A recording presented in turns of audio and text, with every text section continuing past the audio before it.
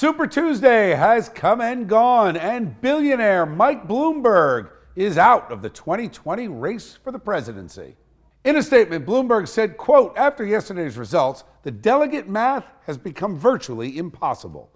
Bloomberg, who spent nearly $500 million on his campaign, is endorsing former vice president and current frontrunner Joe Biden.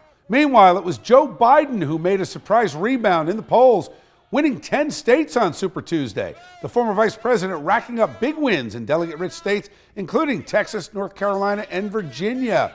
Vermont Senator Bernie Sanders winning the biggest prize on the day in California. Now, about 50 delegates separate Joe Biden from Bernie Sanders.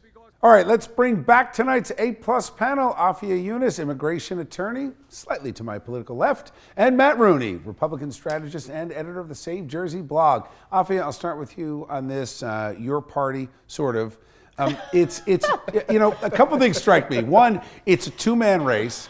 Despite all of the identity politics talked about over the last 6 months, it's a two older white man race.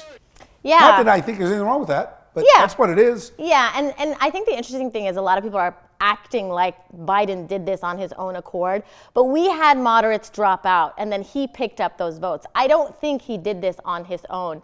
And, Sanders took California, which is great news, and we'll just have to see what happens. Can either of these men effectively, debate Trump, let alone beat him?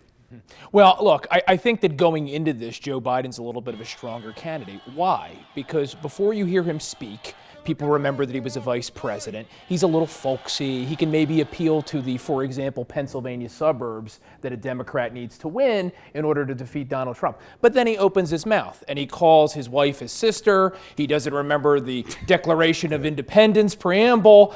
He sounds like a moron. So, no, I don't think he's going to do much better at the end of the day versus Donald Trump as opposed to Bernie Sanders. But the problem with Bernie, though, is he is a better debater, but what he believes is so far out of the American mainstream. I He could only win in California on Super Tuesday. This is so far left and it's communism. I just don't think that's reality. I think the votes are there, the people are there, and we're willing to have something different. Thanks, guys.